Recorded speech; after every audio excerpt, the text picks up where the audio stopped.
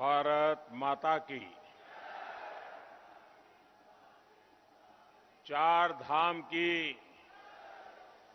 रक्षक देवी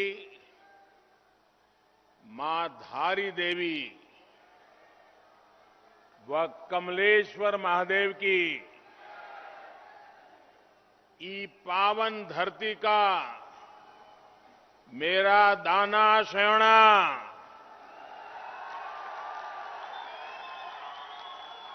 दीदी भूलिया भूला भौजियो थे मारू सिमान्या मारू प्रणाम।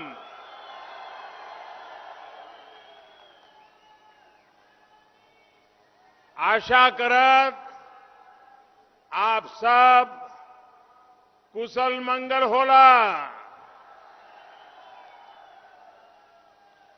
जय बद्री विशाल, जय केदार।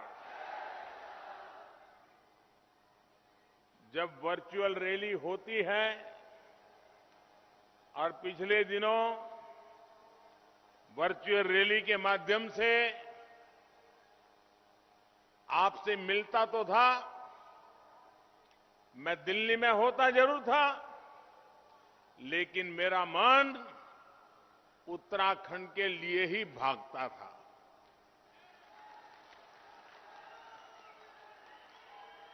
जब मनोरथ सच्चा हो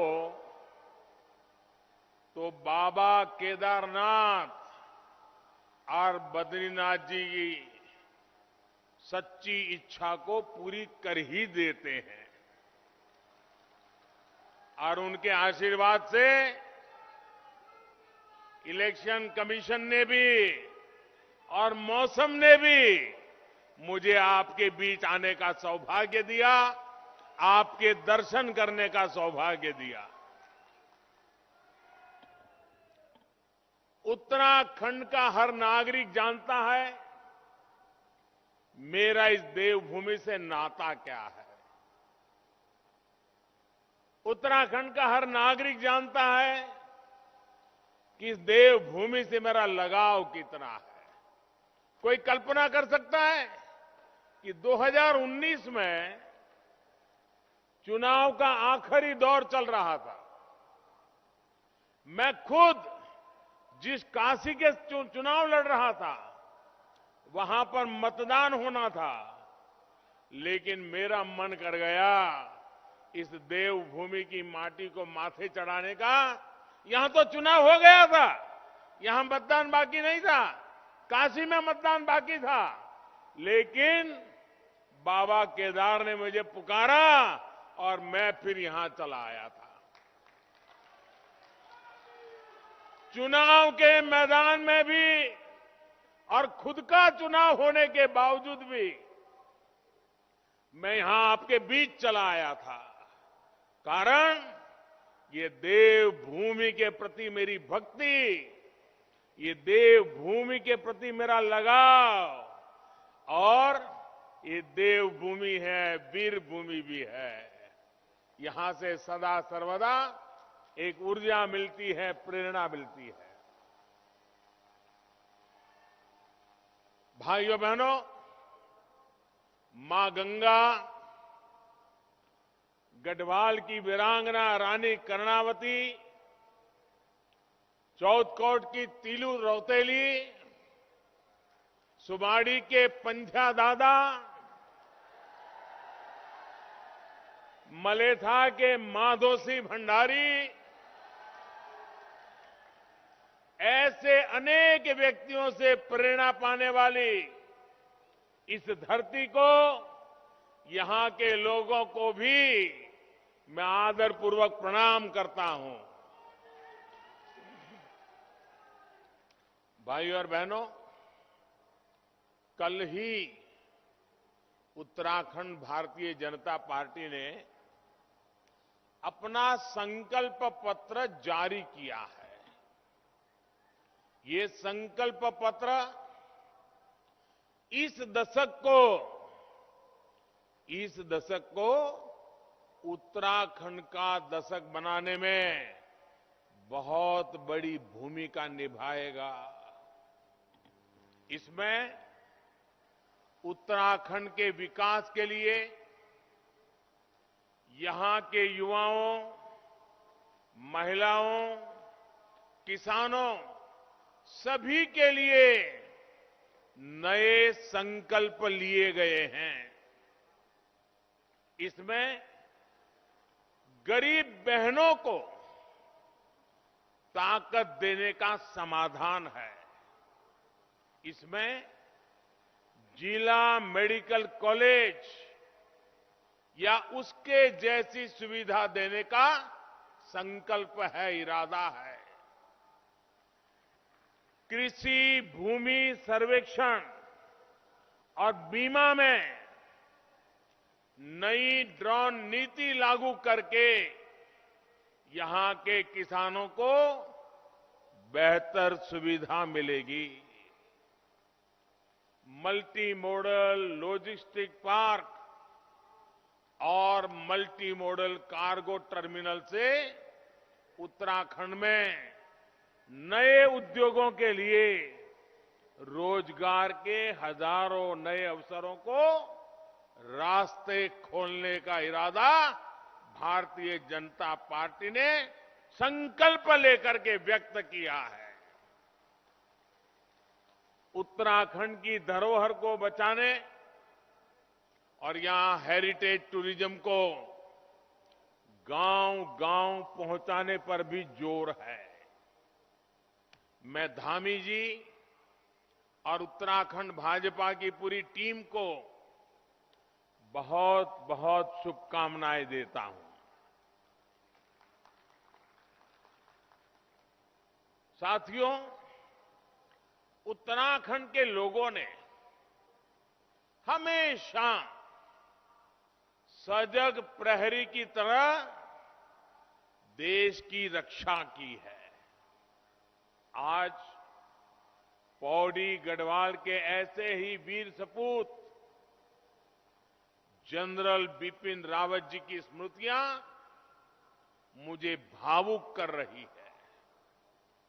उन्होंने देश को दिखाया कि उत्तराखंड के लोगों के पास न केवल पहाड़ जैसा साहस होता है, बल्कि हिमालय जैसी ऊंची सोच भी होती है।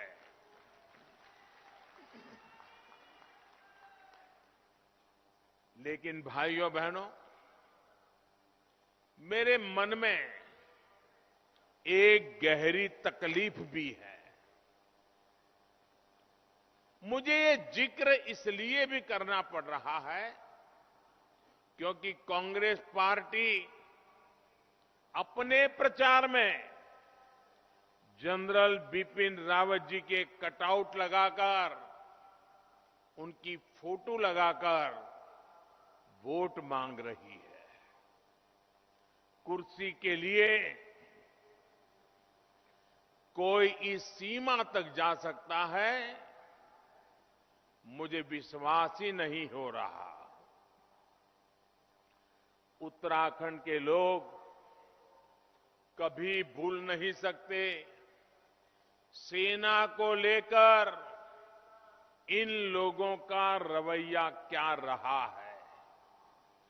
जब भारत के वीरों ने आतंकी अड्डों पर सर्जिकल स्ट्राइक की तो ये लोग सेना पर ही सवाल उठाते रहे। दिल्ली की कुछ नेताओं ने तो बाकायदा टीवी पर जाकर सेना से सबूत मांगे थे। इन लोगों ने जनरल रावत को देश का पहला सीडीएस बनाए जाने पर भी खूब सियासत की थी। इसी कांग्रेस पार्टी के नेता ने बिपिन रावत जी को सड़क का गुंडा तक कह डाला था। ये है देश के सैनिकों के लिए इन लोगों की नफरत आज अगर वोट के लिए ये लोग जनरल रावत का सियासी इस्तेमाल करना चाह रहे हैं तो उन्हें जवाब देने की जिम्मेदारी उत्तराखंड के लोगों की है। जवाब देंगे ना? जवाब देंगे ना? करारा जवाब देंगे ना? आगे से ऐसी गलती न करें, ऐसा करेंगे ना? भाइयों बहनों, जिनकी सोच केवल सत्ता के सुख तक सीमित हो, वो बलिदान और देश सेवा का मूल्य नहीं समझते। इतने सालों तक ये सत्ता में थे, लेकिन वन रैंक वन पेंशन को लेकर झूठ बोलते रहे, आंख में धूल झोंकते रहे। ये हमारी ही सरकार है जिसने वन रैंक वन पेंशन की व्यवस्था लागू की।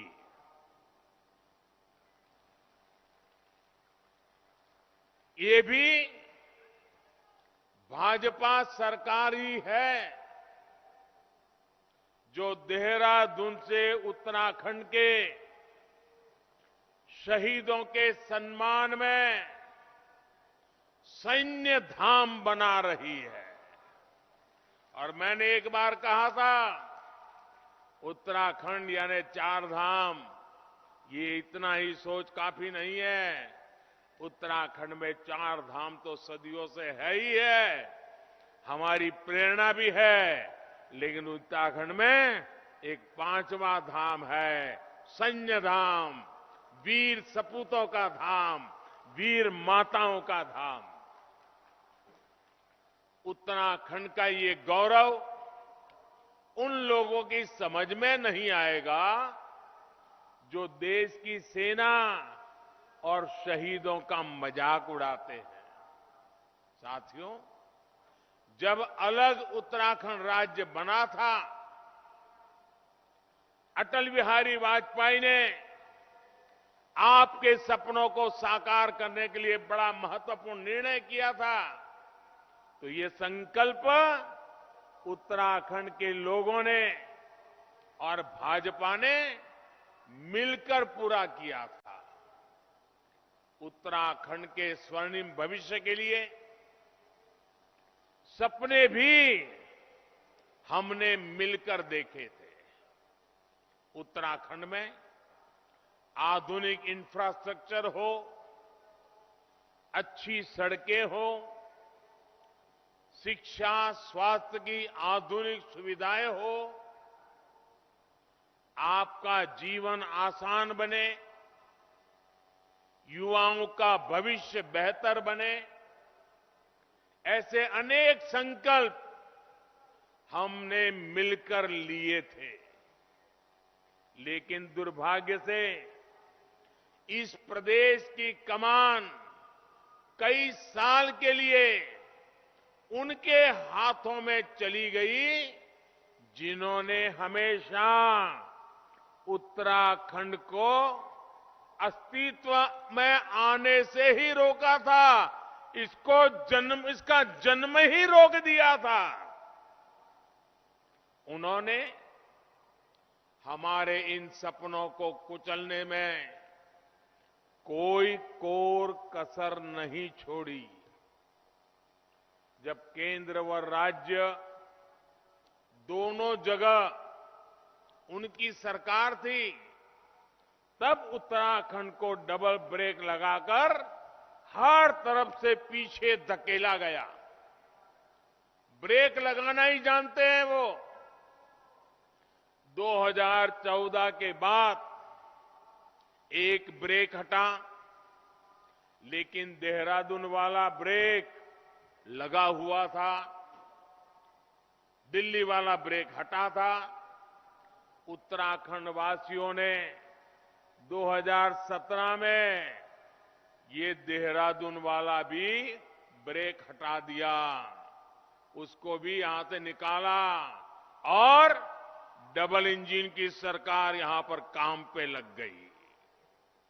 भाइयों और बहनों, इन 5 सालों में आपकी डबल इंजन सरकार ने इतना काम किया है कि अब ब्रेक लगाने वालों को भी वही वादे करने पड़ रहे हैं जो भारतीय जनता पार्टी की सरकार ने काम करना शुरू कर दिया है। जब ये सत्ता में थे तब इनको कभी 4 धाम की याद नहीं आई। जिन्हें यहां आस्था ही नहीं, उन्हें भी अब 4 धाम की याद क्यों आ रही है? क्योंकि उन्हें एक कुर्सी हासिल करने का रास्ता लग रहा है। जबकि भाजपा के लिए 4 धाम और देवभूमि का विकास आस्था, संस्कृति और जन सेवा का हमारा संकल्प है, हमारा समर्पण है। साथियों, केदार धाम में हमने 2017 में पुनर्विकास के काम शुरू किए थे और ज्यादातर परियोजनाएं पूरी भी हो गई हैं। बद्रीनाथ धाम के विकास के लिए भी कई 100 करोड़ की लागत से प्रोजेक्ट शुरू किया गया है। 4 धाम प्रोजेक्ट के तहत 12,000 करोड़ की लागत से ऑल वेदर रोड बनाई जा रही है। 4 धाम प्रोजेक्ट में गढ़वाल का बड़ा हिस्सा कवर होता है, इसलिए इसका बहुत बड़ा लाभ पूरे गढ़वाल को भी मिलेगा। इसी तरह ऋषिकेश कर्णप्रयाग रेल लाइन, ऐसे बड़े प्रोजेक्ट्स पर भी तेजी से काम हो रहा है। अब पहाड़ों पर एक जगह से दूसरी जगह जाना मुश्किल नहीं रहेगा। यहां पर्यटकों की संख्या भी बढ़ेगी, रोजगार भी बढ़ेगा और पढ़ाई की, इलाज की सुविधा भी बढ़ेगी। प्रदेश के अलग अलग हिस्सों में हेली सर्विस शुरू की जा रही है। भाइयों और बहनों, इस बार केंद्र सरकार जो बजट लेकर आई है, उसका भी बहुत बड़ा लाभ उत्तराखंड को मिलेगा। देश के पहाड़ी इलाकों के लिए खास तौर पर बजट में पर्वतमाला प्रोजेक्ट की घोषणा की गई है। इसके तहत पहाड़ों पर आवागमन के लिए रोपवे जैसी सुविधाओं का निर्माण किया जाएगा। जिन सीमावर्ती इलाकों को कांग्रेस सरकार ने जानबूझकर विकास से वंचित रखा था, उनके विकास के लिए वाइब्रेंट विलेज योजना शुरू की जाएगी।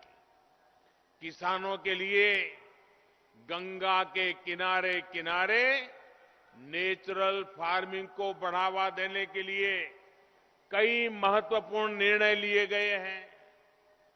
उत्तराखंड को तो प्राकृतिक खेती, नेचुरल फार्मिंग के लिए प्रकृति का असीम आशीर्वाद मिला हुआ है।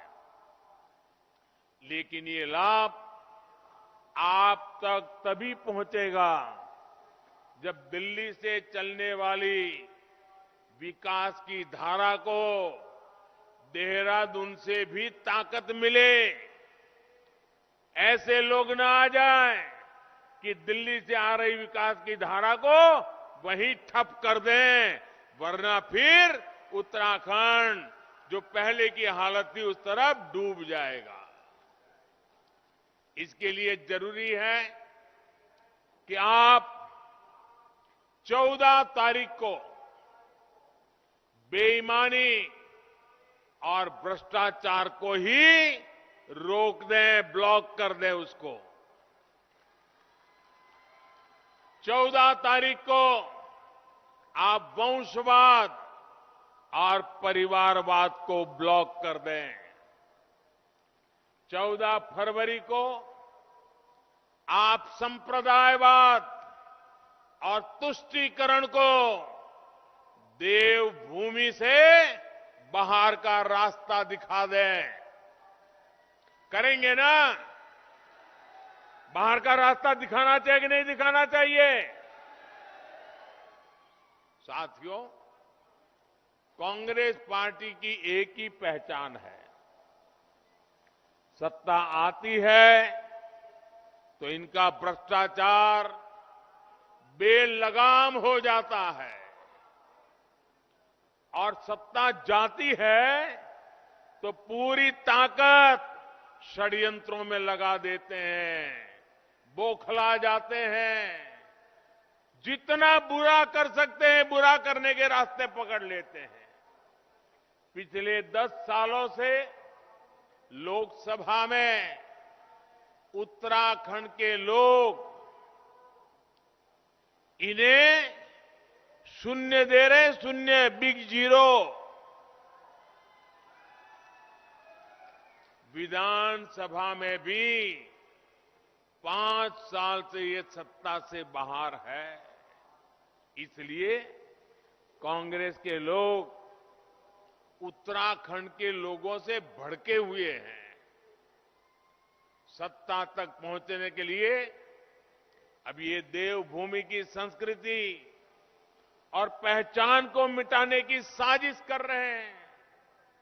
ये लोग तुष्टीकरण और वोट बैंक वाला फॉर्मूला आजमा रहे हैं। ये लोग देवभूमि के लिए किस तरह की यूनिवर्सिटी का समर्थन कर रहे हैं, ये आप देख रहे हैं। आपने सुना है ना क्या करना चाहते हैं? सुना है ना? इसे उत्तराखंड को बचाना है कि नहीं बचाना है? बचाना है कि नहीं बचाना है? भाइयों बहनों, अगर ये वापस आ गए तो अपनी सारी बौखलाहट यहां की जनता पर निकालेंगे।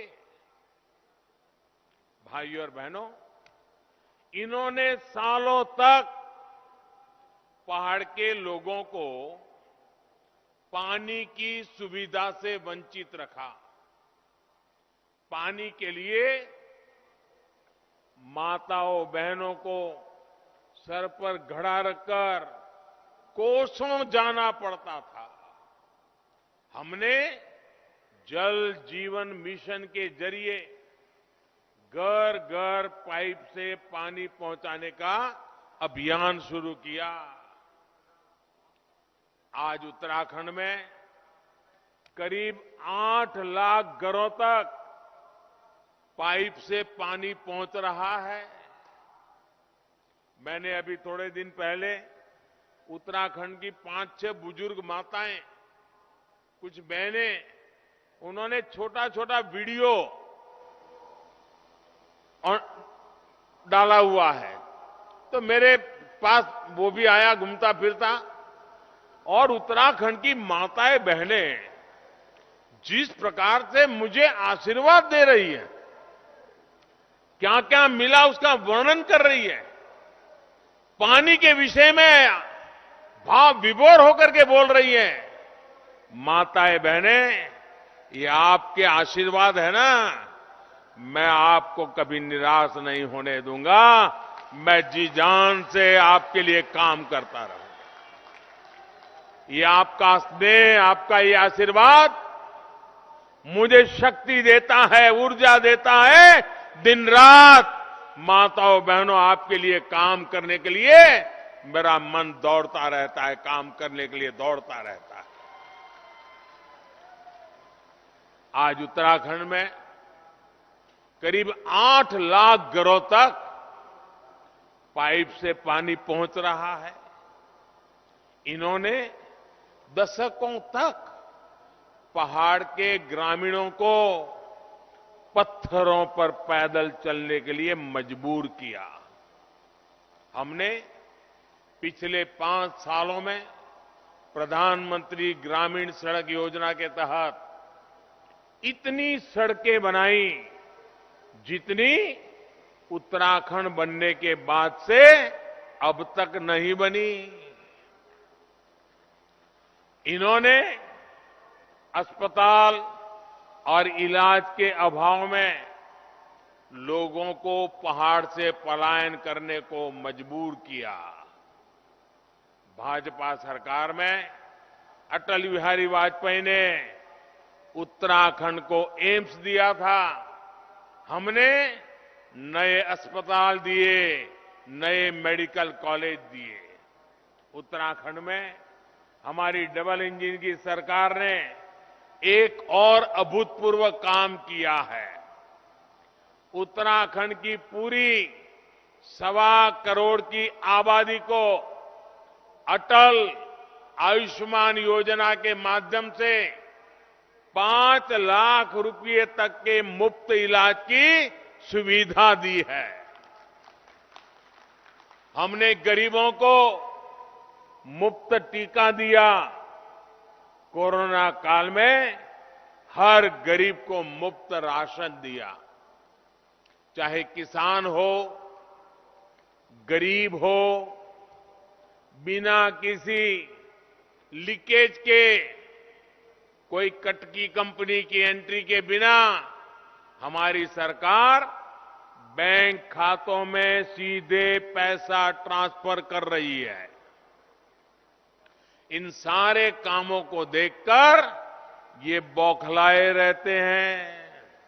इसलिए उत्तराखंड के लोगों को याद रखना है, अगर ये गलती से भी सत्ता में आ गए तो ये भाजपा सरकार के सारे काम रोक देंगे। जो आपके लिए अच्छे अच्छे काम हो रहे हैं उन्हीं को रोक देंगे। क्या ऐसा होने देना है? क्या ऐसा होने देना है? क्या ऐसा होने देंगे? क्या उनके ये सारे इरादे फेल करेंगे कि नहीं करेंगे? भाइयों बहनों, उत्तराखंड के विकास का ये पुण्य कार्य हमें निरंतर करते रहना है और मेरे लिए तो ये पुण्य कार्य है ही है। आप लोगों की सेवा करना ये मेरे लिए पुण्य कार्य है। और इसलिए 14 तारीख को हमारा संकल्प होगा उत्तराखंड के विकास के लिए। 14 तारीख को हमारा संकल्प होगा उत्तराखंड के विकास के लिए कमल का बटन दबाना। उत्तराखंड के युवाओं के लिए, उज्जवल भविष्य के लिए 14 तारीख को कमल का बटन दबाना। यहां पर्यटन और रोजगार के विकास के लिए 14 तारीख को कमल का बटन दबाना। जो काम चल रहे हैं उन्हें तेज गति से आगे बढ़ा करके पूरा करने के लिए 14 तारीख को कमल पे बटन दबाना। इसलिए याद रखिए, 14 फरवरी को पहले मतदान, फिर जलपान। आप सब, मैं उत्तराखंड में कई स्थानों पर गया हूं, कई कार्यक्रम किए, लेकिन आप लोगों ने आज जो ये मिजाज दिखाया है, चारों तरफ लोग ही लोग हैं। मैं देख रहा हूं उसके पार भी लोग खड़े हैं। ये दृश्य अपने आप में दिखा रहा है कि उत्तराखंड में फिर एक बार भाजपा सरकार। बहुत बहुत धन्यवाद।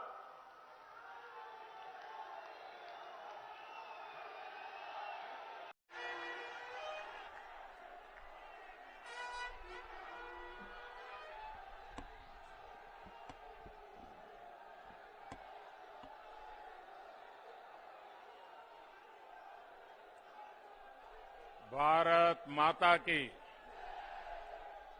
भारत माता की, भारत माता की।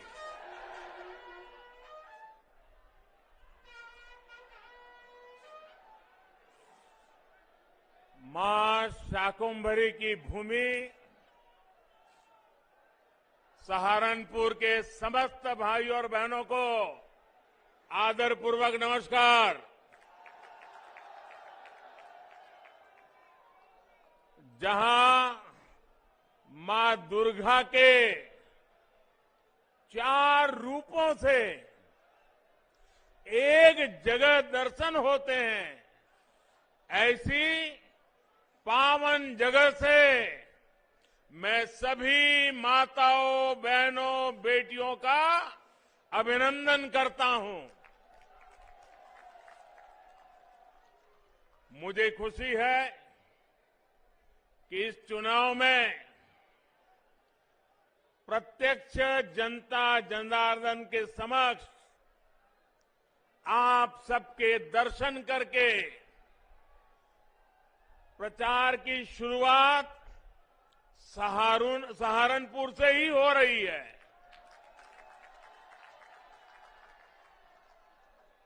और मैं आज यहां से प्रथम चरण के मतदान जो चल रहा है, वहां के मतदाताओं की भी क्षमा चाहता हूं। मेरा एक फर्ज बनता था कि चुनाव घोषित होने के बाद उनके बीच में जाऊं, लेकिन मैं जा नहीं पाया था। इलेक्शन कमीशन ने कुछ मर्यादाएं रखी थी। वर्चुअल तो समिट में जरूर उनसे मिल लिया था, लेकिन रूबरू जाकर के दर्शन नहीं कर पाया था। तो मैं प्रथम चरण के मतदाताओं की क्षमा याचना के साथ दूसरे चरण के मतदाताओं को प्रणाम करते हुए आपके आशीर्वाद लेकर के आज चुनाव अभियान का आरंभ कर रहा हूं। भाइयों बहनों, इस क्षेत्र के लोगों ने ठान लिया है, जो यूपी को विकास की नई ऊंचाई पर पहुंचाएगा, उसको ही वोट देंगे। जो यूपी को दंगा मुक्त रखेगा, उसे ही वोट देंगे। सही है ना? दंगा मुक्त होना चाहिए कि नहीं होना चाहिए? ये दंगों के खेल फिर से आने नहीं देना है ना।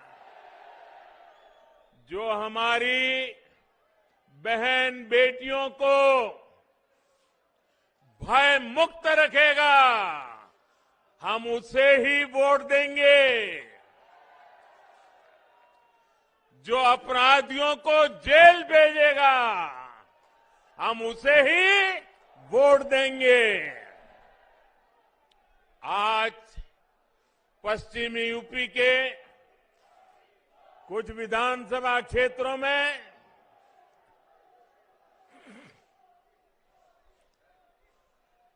पश्चिमी उत्तर प्रदेश के कुछ विधानसभा क्षेत्रों में पहले चरण का मतदान चल रहा है। अभी रास्ते में जो मुझे पहले ट्रेन की खबर किसी ने दी, मुझे बहुत आनंद हुआ कि ठंड में भी सुबह सुबह लोग बहुत बड़ी बड़ी कतारें लगा करके मतदान के लिए पहुंचे हैं। मैं चुनाव आयोग का, चुनाव की ड्यूटी में लगे सभी कर्मचारियों का और अपनी लोकतांत्रिक जिम्मेदारी निभाने के लिए कतार में खड़े रह करके मतदान के लिए आगे बढ़े हैं, ऐसे सभी मतदाताओं का भी मैं अभिनंदन करता हूं। साथियों, भाजपा ने यूपी चुनावों के लिए अपना जो घोषणा पत्र जारी किया है, ये घोषणा पत्र लोक कल्याण का संकल्प पत्र है।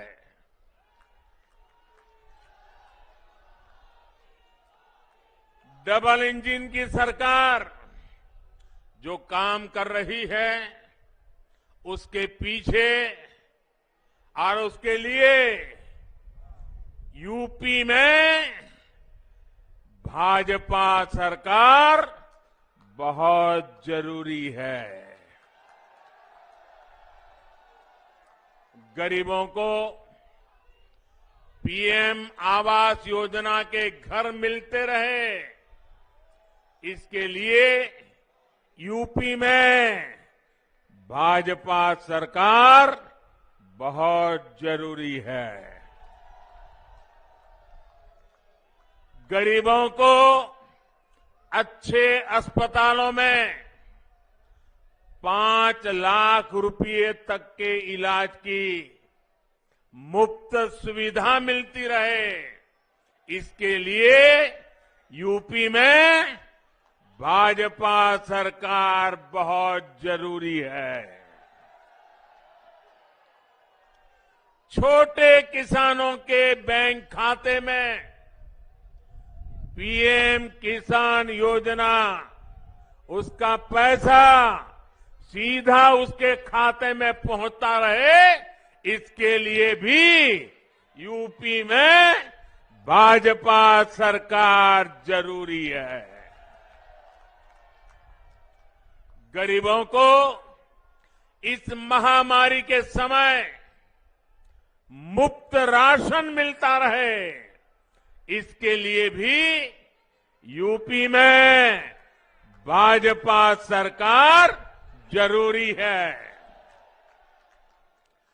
गरीबों को कोरोना के कालखंड में वैक्सीन मुफ्त लगने में दिक्कत ना हो, इसके लिए भी यूपी में भाजपा सरकार जरूरी है। भाइयों बहनों, ये मैं इसलिए दोहरा रहा हूं, मैं ये इसलिए कह रहा हूं क्योंकि ये जो गोर परिवारवादी लोग सरकार में होते तो शायद वैक्सीन रास्ते में ही कहीं बिक जाती और आप कोरोना से भय से आतंकित होकर के जीवन मृत्यु की लड़ाई लड़ने के लिए मजबूर हो जाते। डबल इंजन की सरकार हमारे यहां जो यूनिवर्सिटी बना रही है, सहारनपुर को आधुनिक सड़कों द्वारा दिल्ली और उत्तराखंड से जोड़ने का काम कर रही है। इस तरह के काम बेरोक टोक चलते रहे, इसके लिए यूपी में भाजपा सरकार जरूरी है। साथियों, सहारनपुर खेती किसानी के साथ ही उद्यमियों का भी गढ़ है। यहां लकड़ी का, फर्नीचर का इतना काम होता है। आप सभी जानते हैं कि कोई भी सामान समय पर पहुंचाना कितना जरूरी होता है। ऑर्डर मिले लेकिन समय पर सामान न पहुंचे तो फिर ऑर्डर ही मिलना बंद हो जाता है। किसान भी जानते हैं कि उनकी उपज, चाहे फल हो, सब्जियां हो, फूल हो, अगर जहां पहुंचाना है वहां पहुंचाने में अगर देर हो जाती है तो उसमें से काफी मात्रा में उनका पैदावार बर्बाद हो जाती है, सड़ जाती है। इसे समझते हुए ही योगी जी की सरकार यूपी के अलग अलग जिलों को अच्छी सड़कों से जोड़ रहे हैं, यूपी की कनेक्टिविटी बढ़ा रहे हैं। Ganga expressway, Delhi Dehradun expressway, Delhi Yamunotri highway, Delhi Saharanpur 4 लेन, सहारनपुर एयरपोर्ट, यूपी में इतनी तेजी से इतने बड़े बड़े काम पहले कभी नहीं हुए। पहले कभी हुआ था क्या? ऐसे काम हुए थे क्या? इतने जल्दी से होते थे क्या? भाइयों और बहनों, भाजपा सरकार का ये इतिहास है, ये परंपरा है। भाजपा सरकार जो संकल्प लेती है उसे पूरा करके दिखाती है।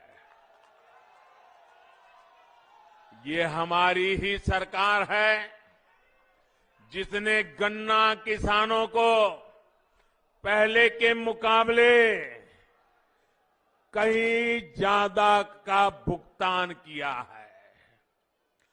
गन्ना किसानों को जितना पैसा पहले की सरकारों के 10 साल में मिला था, उससे ज्यादा राशि योगी जी की सरकार ने उन्हें दी है। हम गन्ना किसानों को एक और परेशानी से मुक्ति दिलाने का स्थायी उपाय भी कर रहे हैं, क्योंकि ऐसी समस्याएं हर बार आए, राजनीति चलती रहे और किसान बेचारा ये राजनेताओं पर निर्भर रहे। हम किसान को भी आत्मनिर्भर बनाना चाहते हैं, गन्ने किसान की ताकत बढ़ाना चाहते हैं। हमारे गन्ना किसानों के सामने एक ऐसी समस्या होती है कि चीनी की कीमतें कम हो या फिर चीनी मिलें बंद हो तो गन्ना किसान सबसे पहले परेशान हो जाता है। दुनिया के बाजार में चीनी की पैदावार बढ़ जाए तो भी भारत में चीनी कारखाने चीनी की पैदावार से डरते हैं, कारखाने बंद करते हैं, गन्ना किसान को परेशानी होती है। अनेक प्रकार की चुनौतियां, चीनी का वैश्विक बाजार ऊपर नीचे हो जाए तो मुसीबत गन्ना के किसान को, हमारे के यहां के चीनी के उत्पादन कम अधिक हो जाए गन्ना किसान को परेशानी, हमारे चीनी कारखाने चले या बंद रहे गन्ना किसान को परेशानी। इस चुनौती से निपटने के लिए हमारी सरकार एक बड़े विजन के साथ स्थायी उपाय के रास्ते पर इस पूरे क्षेत्र को ले जाने के लिए काम कर रही है। गन्ना किसानों के हितों को ध्यान में रखते हुए अब गन्ने से सिर्फ चीनी बने ऐसा नहीं, चीनी न बने तो गन्ना किसान परेशान हो जाए ऐसा नहीं, दुनिया में चीनी की मांग कम हो जाए और चीनी पैदा करने वाले चीनी पैदा करना बंद कर दे तो गन्ना किसान परेशान हो जाए, ऐसी स्थिति से बाहर निकालने के लिए अब गन्ने से जब जरूरत पड़ेगी तब चीनी बनाएंगे, जब जरूरत पड़ेगी तब इथेनॉल बनाएंगे, लेकिन गन्ने किसान को परेशानी नहीं आने देंगी। और इसके लिए बहुत बड़ा अभियान चल रहा है। ये गन्ना किसानों को लाभ भी दे रहा है और उनकी आर्थिक व्यवस्था को एक गारंटी देता है, सुरक्षा देता है। मुझे खुशी है योगी जी ने ताबड़तोड़ इस काम में मेरी मदद की और भारत सरकार जो मिशन लेकर के चल रही थी, योगी जी कंधे से कंधा लेकर के मिलाकर के मेरे साथ चले और इतने कम समय में यूपी को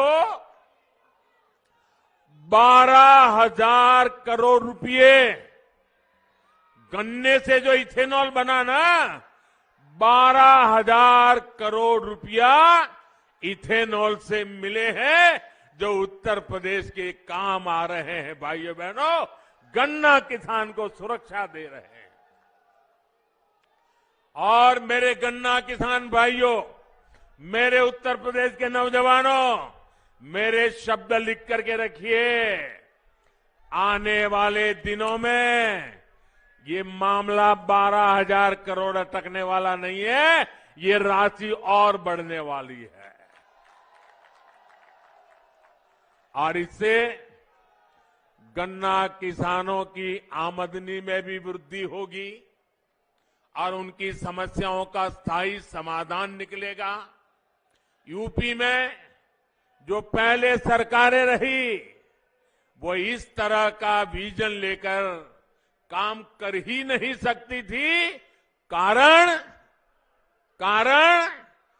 परिवारवाद, परिवार से बाहर देखना ही नहीं, सोचना ही नहीं, आपकी चिंता कभी करनी ही नहीं, सब कुछ माफियाओं के भरोसे चलाते रहना। भाइयों बहनों, हम स्थायी समाधान के लिए कदम उठाते हैं, हम स्थायी समाधान के लिए रास्ते खोजते हैं। हम हिंदुस्तान के हर गांव को, हर किसान को, हर नागरिक को आत्मसम्मान के साथ जीने देने का अवसर देने के लिए काम कर रहे हैं। साथियों, सहारनपुर में व्यापार कारोबार बढ़े, हमारे दुकानदार साथी बिना चिंता के काम कर सके, इसके लिए कानून का राज भी बहुत आवश्यक है। सहारनपुर के मेरे प्यारे भाइयों बहनों, बताओ जरा, मुझे ताकत से जवाब देना, कानून का राज होना चाहिए कि नहीं होना चाहिए? कानून का डंडा चलना चाहिए कि नहीं चलना चाहिए? हर बहन बेटी को सुख चैन की जिंदगी मिलनी चाहिए कि नहीं मिलनी चाहिए? एक एक नागरिक को सुरक्षा मिलनी चाहिए कि नहीं मिलनी चाहिए? भाइयों बहनों, ये जो आप चाहते हैं, इसके लिए योगी जी काम कर रहे हैं। तो कहते हैं देखो, योगी जी ने उसको जेल में डाल दिया, उसको जेल में डाल दिया, तो क्या उसको महल में भेजे क्या? क्या उसको महल में भेजे क्या? भाइयों बहनों, पहले यहां क्या स्थिति थी, ये आप लोग मुझसे ज्यादा जानते हैं। कानून व्यवस्था सुधारने पर उत्तर प्रदेश में निवेशकों में एक बार फिर औद्योगिक विकास का विश्वास आया है। भाजपा सरकार यूपी के हर जिले, हर क्षेत्र की ताकत, वहां की विशेषता को पहचान कर उसे बढ़ाने में जुटी है। इसी सोच के साथ वन डिस्ट्रिक्ट वन प्रोडक्ट योजना शुरू की गई है। योगी जी की सरकार ने छोटे, लघु और कुटीर उद्योगों को बढ़ावा देने के लिए भी निरंतर काम किया है।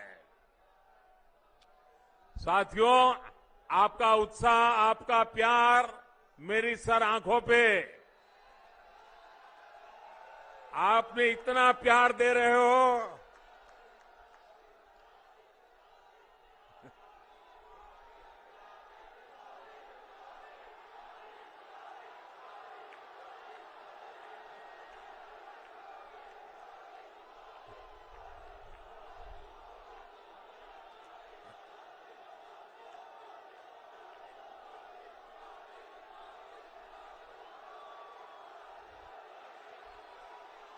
मेरे प्यारे भाइयों बहनों, आपका ये प्यार, आपके ये आशीर्वाद मैं आपको ब्याज समेत लौटाऊंगा,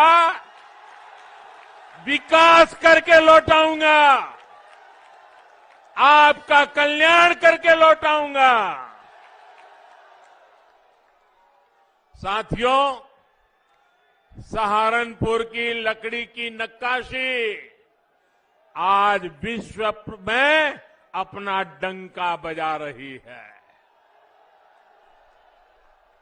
हमारे कितने ही छोटे मोटे परिवार, अनेक नौजवान, अनेक परिवार इस कुटीर उद्योग से जुड़े हुए हैं, लेकिन इस लकड़ी की नक्काशी को एक बड़े ब्रांड के तौर पर आगे बढ़ाने का काम भाजपा की सरकार ने ही किया है।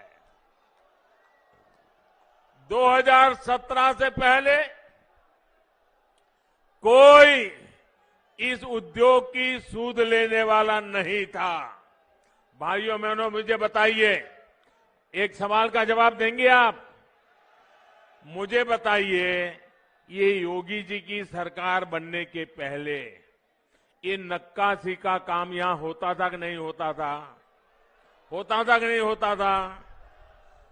उसके पहले जो सरकारें चलती थी तब भी होता था कि नहीं होता था? मोदी जी दिल्ली में आए उसके पहले भी होता था कि नहीं होता था?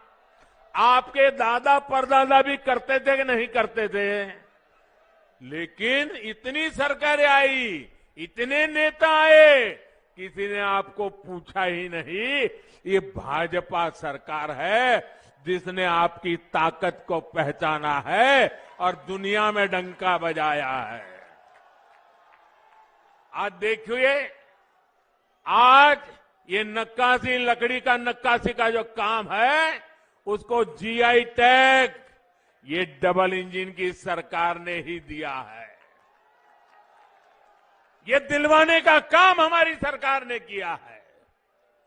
जब मैं वोकल फॉर लोकल बोलता हूं, वो बहनों, मैं इन दिनों देख रहा हूं कि कुछ गौर परिवारवादी लोग, एक पूरी पार्टी परिवारवादी, जनता से लगातार खोखले वायदे किए जा रहे हैं।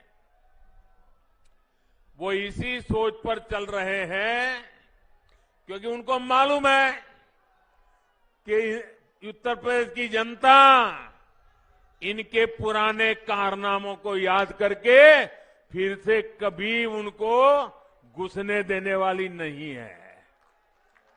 उनके नसीब में सत्ता लिखी नहीं है। उत्तर प्रदेश की जनता ने उनको नकार दिया है और इसलिए बड़बोले वचन देना, कुछ भी वचन दे देना, हम ये करेंगे, हम वो करेंगे, उनका क्या जाता है? आना तो है नहीं, करना तो है नहीं, बोलते जाओ। आप मान के चलिए, जब कोई बड़े बड़े वादे करता है ना, तो समझ लेना वो खोखले ही होंगे, गैर जिम्मेदारी होंगे। और इसलिए मेरे प्यारे भाइयों बहनों, इन लोगों के बहकावे में नहीं आएगा। इन लोगों को जब आपने मौका दिया तो इन्होंने क्या किया, ये कभी मत भूलिएगा। आप याद करिए, इन लोगों ने शहरों को 22 घंटे और गांवों को 20 घंटे बिजली देने की बात कही थी।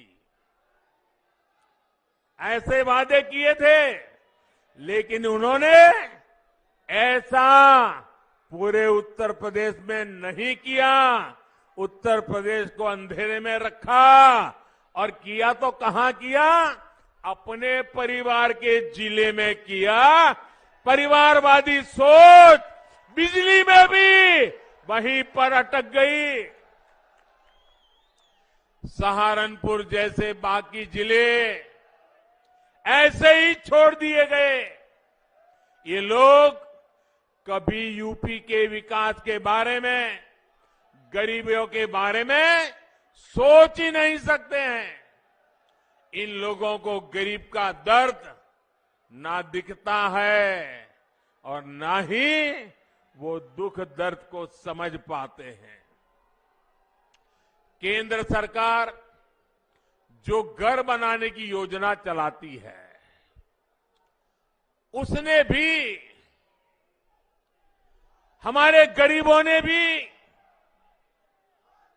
ये परिवारवादी लोगों की निर्दयता को झेला है। मैं भाइयों बहनों आपको कुछ आंकड़े देना चाहता हूं। बताऊं क्या? मैं आपको कुछ आंकड़े बताना चाहता हूं। ये आंकड़े सुन करके आप चौंक जाएंगे। सिर्फ इतने आंकड़े सुनोगे ना तो भी आपको लगेगा हां, भाजपा की सरकार हमेशा रहनी चाहिए। आप सुनिए साथियों, जब यहां पे ये गौर परिवारवादी लोग सत्ता में थे, सिर्फ परिवार के लिए ही जीने वाले लोग सत्ता में थे, तो इन्होंने, मैं सिर्फ यहां की लोकल बात करता हूं, बाहर की नहीं करता हूं, ताकि आप चेक कर सकें। इन्होंने सहारनपुर के शहरी इलाकों में, हमारे इस सहारनपुर के शहरी इलाकों में 500 गरीबों के लिए घर बनाएंगे, ये उन्होंने स्वीकृति दी थी। कितने कितने कितने? सिर्फ 500। और इतनी बड़ी बातें करने वाले लोगों ने 500 घर भी बना नहीं पाए, सिर्फ 200 घर बनाए। कितने कितने?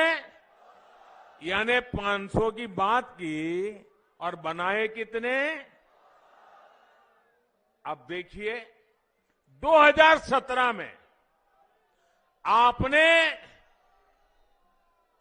लोगों के लिए जीने वाली, उत्तर प्रदेश का भला करने वाली, उत्तर प्रदेश का कल्याण करने के लिए जी जान से जुटी हुई, उत्तर प्रदेश को गरीबी से बाहर निकालने के लिए काम करने वाली जब योगी जी की सरकार बनाई, जो बदलाव आया उसके आंकड़े भी सुनने जैसे हैं। मैं बताऊं,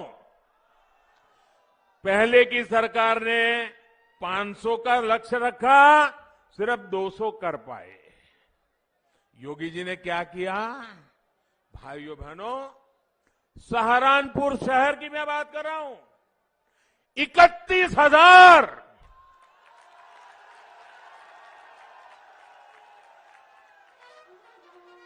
कहां 500 और कहां 31,000। 31,000 घरों को स्वीकृति, यानी 31,000 गरीब परिवार लखपति बनाने का लक्ष्य, और इनमें से 18,000 का तो काम पूरा कर दिया।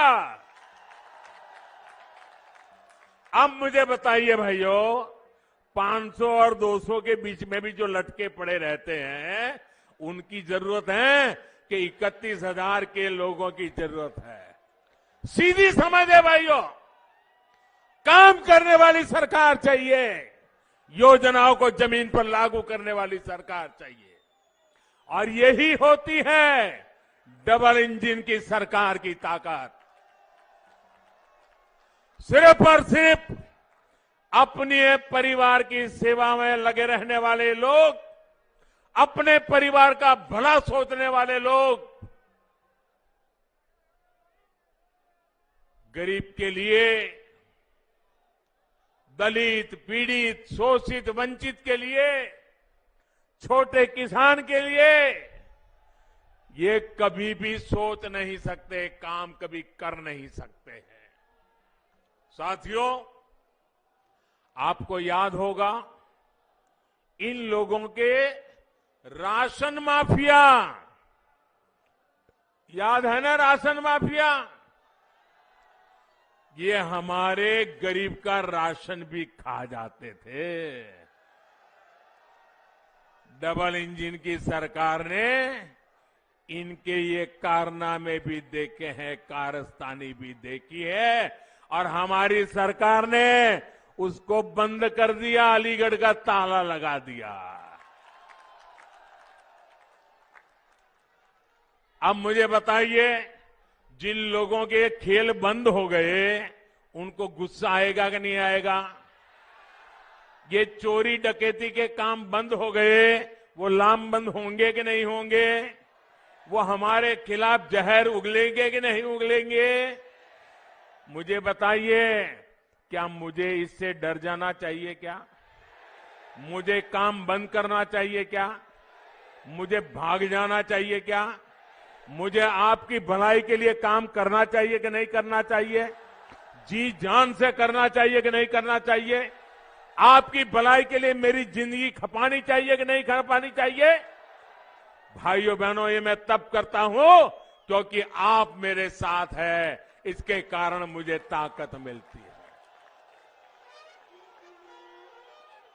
भाइयों बहनों, 100 साल के सबसे बड़े संकट काल में, कोरोना जैसी वैश्विक महामारी में गरीबों की सरकार ने किसी गरीब को भूखे नहीं सोने दिया। आज करोड़ों यूपी वासियों को मुफ्त राशन का डबल बेनिफिट मिल रहा है। इसमें बड़ी संख्या में हमारे दलित भाई बहन, पिछड़ा वर्ग के साथी भी हैं। गरीब के लिए यही सेवा भाव जो यूपी का गरीब, दलित, पिछड़ा आज साफ साफ अनुभव कर रहा है, आंखों के सामने देख रहा है। डबल इंजन का डबल बेनिफिट यही उत्तर प्रदेश आज चाहता है।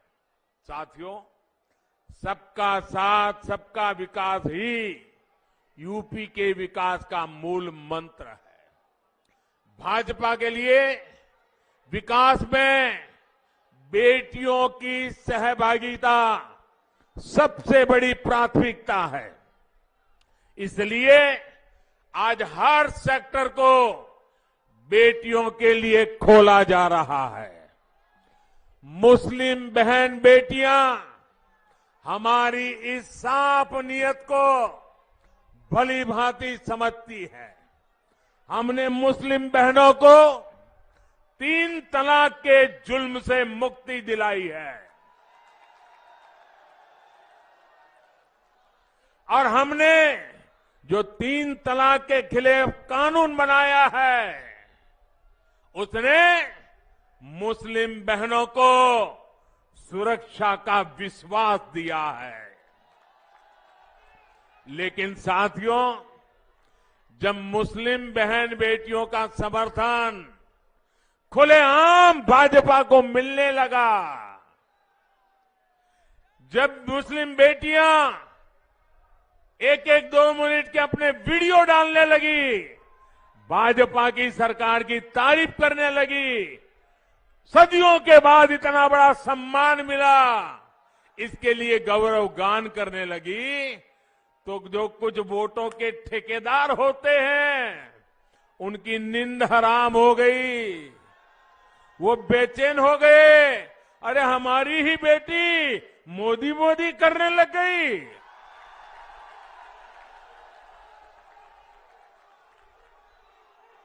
उनके पेट में दर्द होने लगा। मोदी की तारीफ में मुस्लिम बहनों के बयान, उनके वीडियो देखकर इन ठेकेदारों को लगा कि इन बेटियों को रोकना होगा, ये इतनी बड़ी मोदी के तरफ में चली जाएगी तो घर में ही उनका राज आ जाएगा। और इसलिए मुस्लिम बहन बेटियों का उनको हक रोकने के लिए, उनके विकास के आकांक्षाओं को रोकने के लिए नए नए तरीके खोजे जा रहे हैं। वो लोग मुस्लिम बहनों को बरगला रहे हैं ताकि मुस्लिम बेटियों का जीवन हमेशा पीछे ही रहे। साथियों, हमारी सरकार हर मजलूम, हर पीड़ित मुस्लिम महिला के साथ खड़ी है।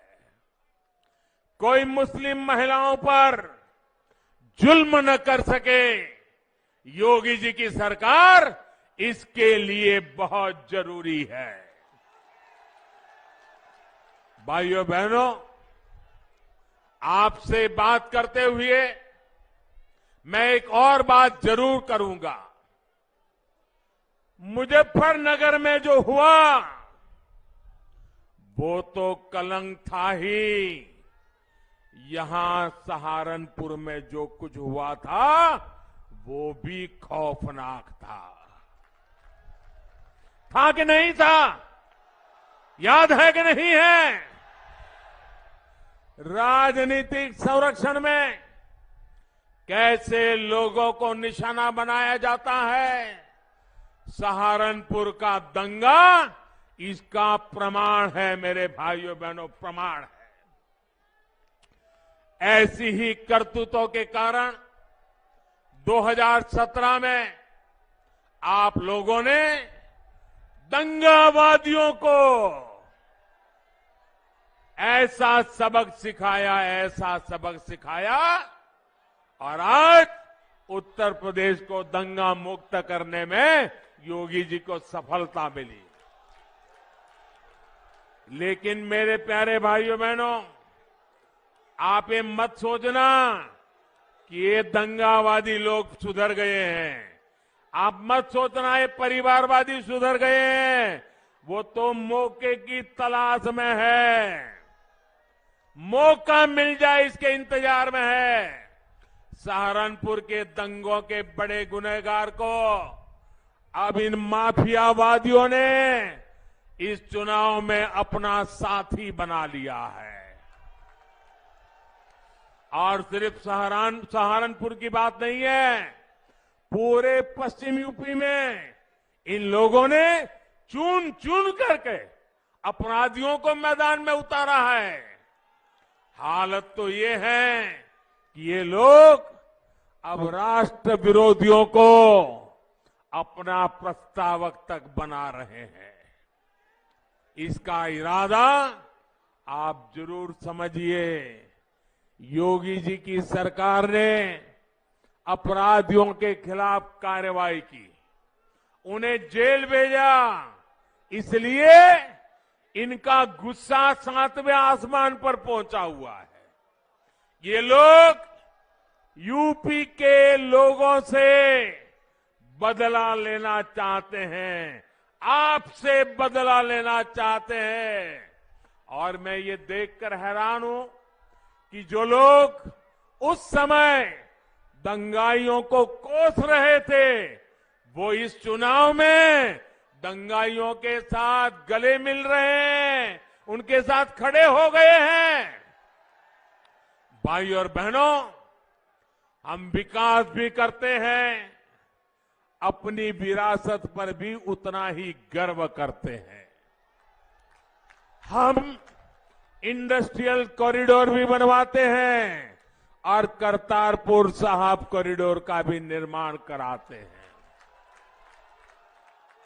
ये हमारी ही सरकार है जिसने गुरु गोविंद सिंह जी के वीर साहिबजादों की स्मृति में 26 दिसंबर को वीर बाल दिवस के तौर पर घोषित किया है। यह हमारी ही सरकार है जिसने 47 के बंटवारे में मारे गए अपने भाई बहनों की याद में 14 अगस्त को विभाजन विभीषिका स्मृति दिवस घोषित किया है। ये काम पहले की सरकार भी कर सकती थी, लेकिन उन्होंने नहीं किया। इसलिए आज देश की जनता सबसे ज्यादा भरोसा भाजपा पर कर रही है। उत्तर प्रदेश भरोसा भाजपा पर कर रहा है। पश्चिम उत्तर प्रदेश भरोसा भाजपा पे कर रहा है। सहारनपुर का पूरा क्षेत्र भाजपा पे भरोसा कर रहा है। यूपी के विकास को जारी रखने के लिए इस बार आपको ज्यादा से ज्यादा संख्या में वोट करना है। आजकल शादियों की सीजन चल रही है। शादी में व्यस्त होना बड़ा स्वाभाविक है, लेकिन इतनी व्यस्तता में भी मैं आपसे आग्रह करूंगा, शादी हो, बारात आने वाली हो, बारात आई हो तो भी वोट देने का काम जरूर कीजिए। करेंगे ना? सुबह जल्दी जल्दी वोट करेंगे ना? औरों से भी वोट करवाएंगे ना?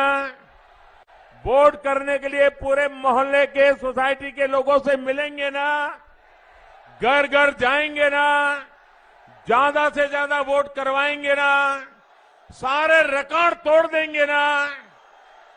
आपके आशीर्वाद के लिए, आपके विश्वास के लिए मैं आपका बहुत बहुत आभार व्यक्त करता हूं। भारत माता की।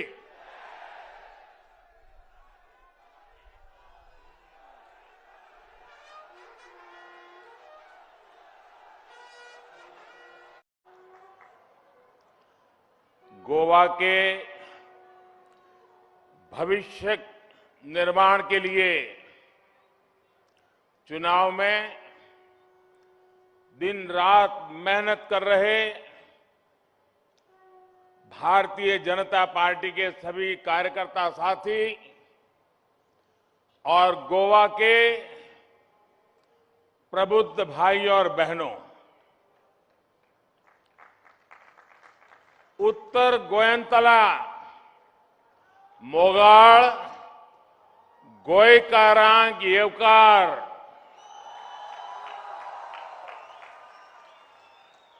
चौदह फेब्रुआरी भाजपाक मत देऊन गोयचो फुडार परजेवूत करपाचो हावेस तुम्ही बागेला। आत्मनिर्भर भारता वांगडा स्वयंपूर्ण गोंय करपायच्या तुम्ही थारायला तुमचे सपन पुराय करपाचे उतर हाव तुमका दिता।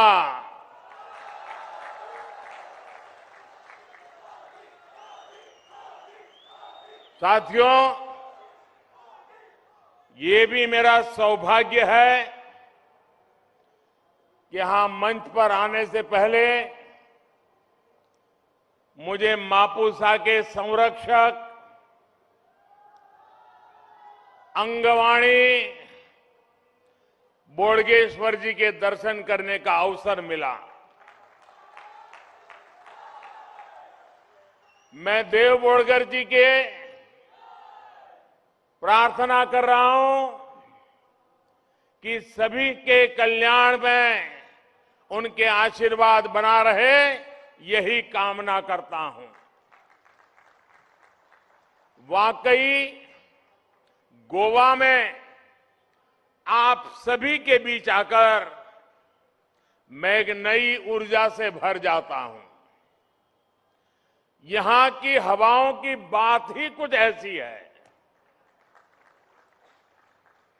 गोवा इतने बुलंद स्वर में विकास और बीजेपी की बात कर रहा है कि उसकी आवाज दूर दूर तक जा रही है। गोवा ने यह ठान लिया है कि विकास की इस लहर को, सुशासन की इस लहर को धीमी नहीं पड़ने देना है। प्रमोद सावंत जी के युवा नेतृत्व में गोवा के गोल्डन भविष्य के लिए विकास की ये यात्रा ऐसे ही जारी रहेगी। 14 फरवरी को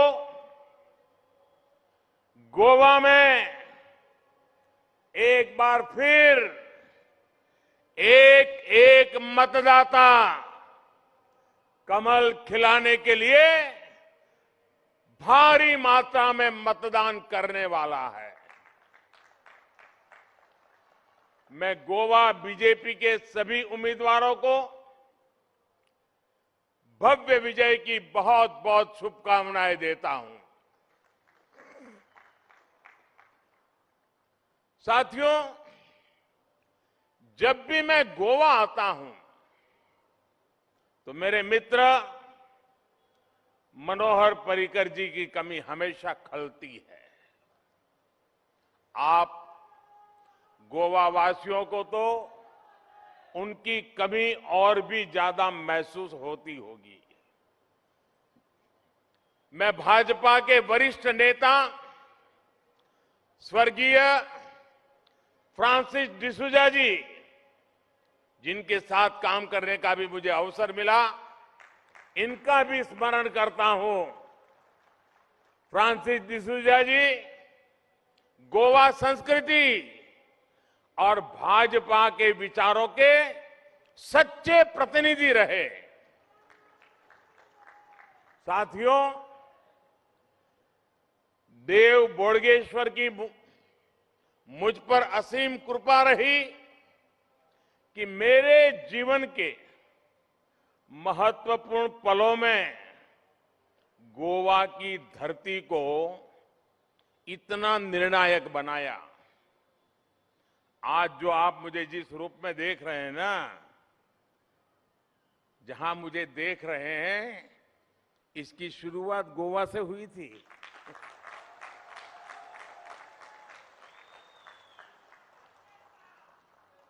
जून 2013 में यहां भारतीय जनता पार्टी की कार्य समिति थी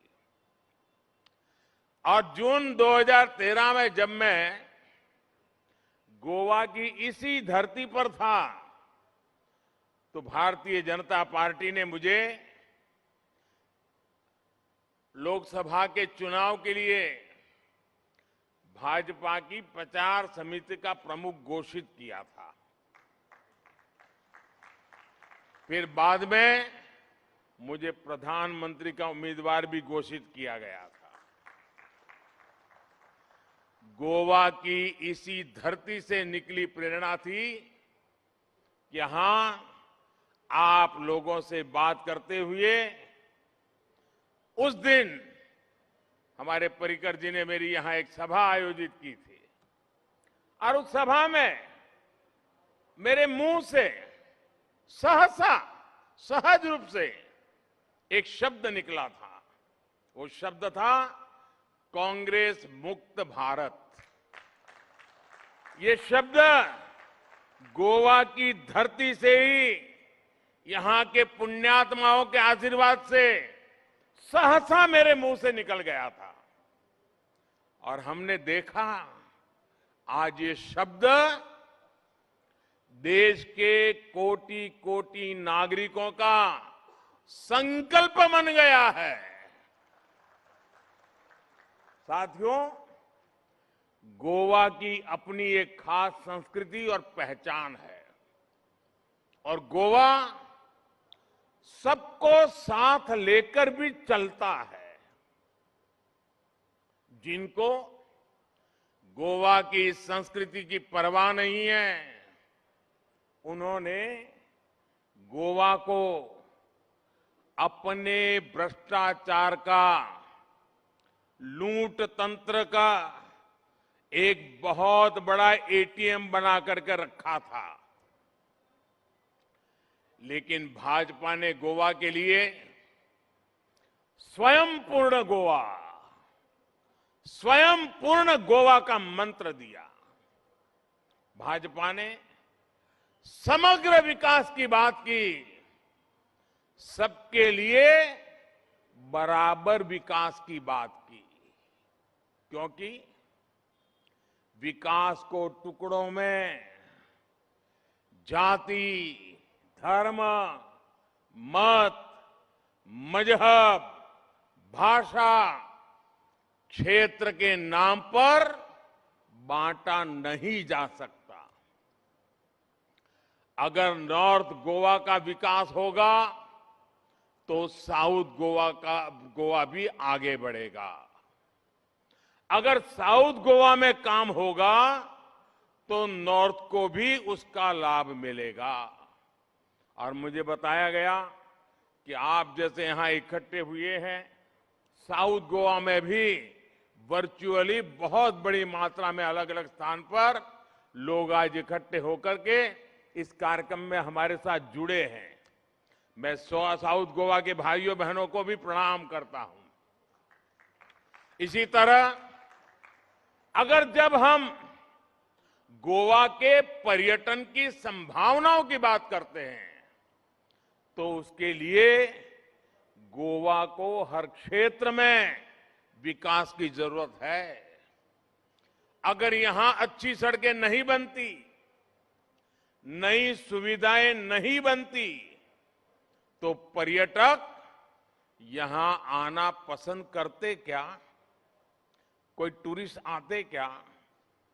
यहां की हालत अगर खराब होती तो कोई आता क्या? इसलिए भाजपा सरकार ने infrastructure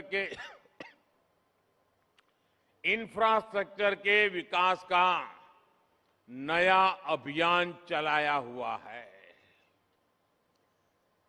Goa state infrastructure development corporation के माध्यम से मार्सेल और पैडेने में बस डिपो बनाए गए हैं। 3,000 करोड़ की लागत से मोपा इंटरनेशनल एयरपोर्ट का काम चल रहा है। देश और दुनिया के पर्यटक अब ज्यादा आसानी से गोवा आएंगे, यहां टूरिज्म को गति देंगे। साथ ही इससे गोवा में दूसरे उद्योगों में, व्यापार में निवेश के रास्ते भी खुलेंगे। गोवा में एक मल्टी मॉडल लॉजिस्टिक पार्क बनाने का काम भी तेज गति से चल रहा है। भाइयों और बहनों, जो काम भाजपा ने किए, जो काम भाजपा सरकार आज कर रही है, उसकी जरूरत गोवा को दशकों पहले से थी। आपको याद होगा, मांडवी नदी पर अटल सेतु का निर्माण हमारी ही सरकार ने पूरा किया। न्यू जुवारी ब्रिज का काम भी शुरू किया गया है। वेरना इंडस्ट्रियल एरिया में 4 लेन रास्ता बनाया गया है, जिससे पोंडा और मुरगांव का अंतर 12 किलोमीटर से कम हुआ है। इन सब कामों की मांग गोवा के लोग कितने लंबे अरसे से कर रहे थे। इसी तरह केंद्र में भी इसके पहले कितनी सरकारें आई भाई, लेकिन क्या किसी ने गोवा जैसे राज्य को उसका महत्व समझ करके, गोवा भारत के लिए बहुत उपयोगी है, भारत को आगे बढ़ाने में गोवा काम आ सकता है, अगर भारत में टूरिज्म बढ़ाना है तो गोवा से बढ़ सकता है, लेकिन ये बातें पहले की सरकार के दिमाग में कभी आई ही नहीं। दिल्ली में बैठे थे, 5 दशक राज किया इन लोगों ने। तब जो दिल्ली की कुर्सी पर थे उन्हें गोवा की याद आती थी, लेकिन कब आती थी? वो गोवा कब याद करते थे? जब उनको सैर सपाटे के लिए यहां चक्कर काटने आता था, तब उनको गोवा याद आती थी। लेकिन आज हमारी सरकार सागरमाला जैसे बड़े प्रोजेक्ट्स लेकर आई है। इस योजना के माध्यम से गोवा में लगभग 5,000 करोड़ रुपए का निवेश किया जा रहा है। 5,000 करोड़ रुपीस।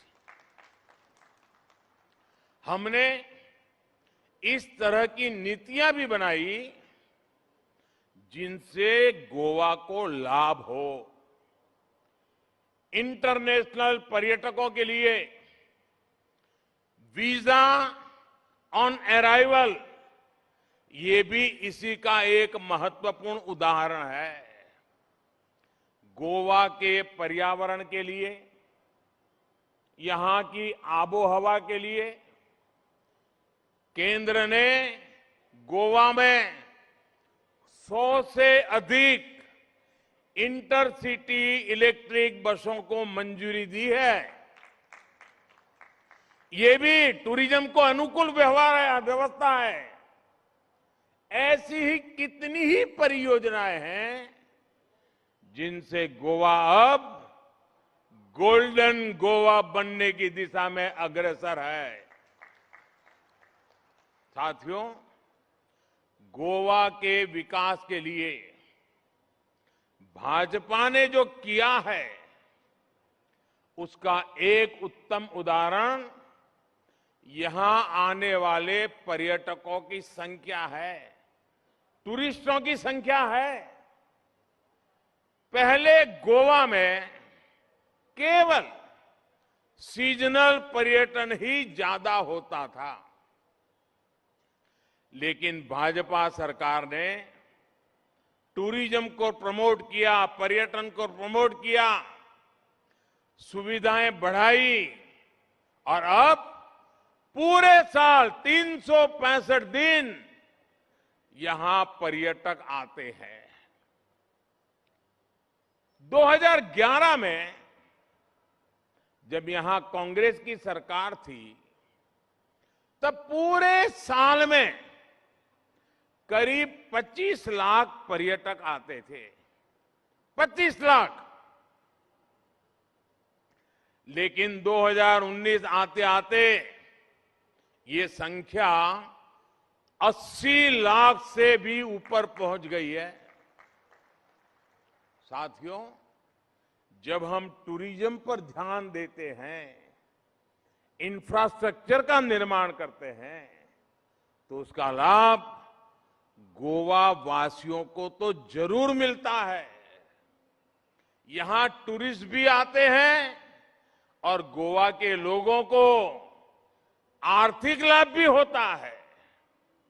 यहां के नौजवानों के लिए रोजगार के नए अवसर भी पैदा होते हैं। साथियों, जब तटीय विकास को प्राथमिकता मिलती है तो बारदेज तालुका को भी इसका फायदा मिलना तय है। ये बहुत दुख की बात है कि आज तक कांग्रेस ने कभी बारदेज तालुका के बारे में कोई चिंता ही नहीं की। हम सब जानते हैं कि ये तालुका उनकी प्राथमिकता में कभी नहीं रहा। भाजपा के साथ बारदेज की आकांक्षाओं को हमेशा बल मिलेगा। यहां के लोगों की आशाओं को पूरा करने का हम हर संभव प्रयास कर रहे हैं और करते रहेंगे। और साथियों, मैं एक बात और कहूंगा। पिछले 2 सालों में दुनिया में, यानी पिछले 100 साल में जो नहीं आई, ऐसी वैश्विक महामारी इतनी बड़ी महामारी गत 2 वर्षों से हमें सब मानव जात को पूरे विश्व में जकड़ लिया है। और उसके बाद पर्यटन इंडस्ट्री को कितना बड़ा धक्का लगा। आप सोचिए, अगर ऐसे समय, ऐसे संकट के समय पिछली सरकारों की तरह अगर कामकाज चला रहा होता तो क्या होता। क्या देश आज 150 करोड़ से भी ज्यादा वैक्सीनेशन का रिकॉर्ड बना पाता क्या? अगर यहां डबल इंजन की सरकार न होती तो क्या गोवा 100% वैक्सीनेशन करने वाला देश का पहला राज्य बन पाता क्या? और मैं प्रमोद जी को बधाई देता हूं, उनकी दीर्घ दृष्टि को बधाई देता हूं, क्योंकि उन्होंने मन में ठान लिया, अगर गोवा में टूरिज्म को बढ़ावा देना है, टूरिस्ट के मन में विश्वास पैदा करना है कि भाई बाकी बगैर ठीक है, गोवा सुरक्षित है, तो मैसेज देने की ताकत है 100% वैक्सीनेशन। और उन्होंने किया, और उसका कारण दुनिया भर के टूरिस्टों को लगता है कि गोवा 100% वैक्सीनेटेड डेस्टिनेशन है। कोई भी टूरिस्ट आने का मन करता है, ये गोवा वासियों की भलाई का काम है। पहले की सरकारों में कैसे भारत वैक्सीन के लिए दुनिया के दूसरे देशों के आश्रय रहता था। हम मांगते रहते थे, 30-30, 40-40 साल तक हमें वैक्सीन उपलब्ध नहीं होता था। देश इस बात को भली भांति जानता है। अगर देश और गोवा वैक्सीनेशन में पिछड़ जाते तो हमारा टूरिज्म कैसे रिवाइव होता, देश की इकोनॉमी कैसे रिवाइव होती। लेकिन आज गोवा का टूरिज्म भी फिर से आगे बढ़ रहा है और भारत की अर्थव्यवस्था भी तेजी से आगे बढ़ रही है। इस बार बजट में हमने एमएसएमई सेक्टर को, छोटे उद्योगों को मदद देने वाली योजना का विस्तार करके उसे 5 लाख करोड़ रुपए तक बढ़ा दिया है। विशेष रूप से हॉस्पिटैलिटी सेक्टर के लिए 50,000 करोड़ रुपए का प्रावधान किया गया है। और ये सिर्फ कुछ लोग यहां आते हैं, प्रेस कॉन्फ्रेंस करके भांति भांति के वादे करके चले जाते हैं, ऐसा नहीं। ये बजट में ऑलरेडी योजना कर दी गई है, बजट पार्लियामेंट में रख दिया गया है। इससे गोवा के पर्यटन उद्योग को और नई ताकत मिलने वाली है। साथियों, हमारे लिए गोवा का अर्थ है G for governance, O for opportunities and A for aspirations. GOA, governance के क्षेत्र में तो गोवा देश के लिए एक मॉडल बनकर के उभरा है। प्रमोद जी को, उनकी पूरी टीम को, यहां के सभी कर्मचारियों को मैं हृदय से अभिनंदन करता हूं। आपने जो काम किया है वो मामूली नहीं है, अभूतपूर्व काम किया है आपने।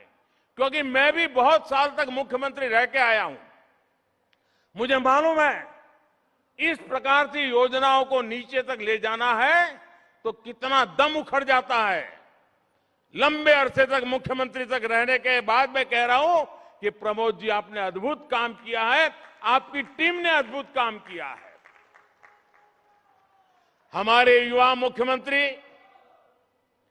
केवल योजनाओं को शुरू करने की बात नहीं करते, बल्कि प्रमोद जी का लक्ष्य है गोवा के संकल्पों को 100% पूरा करना।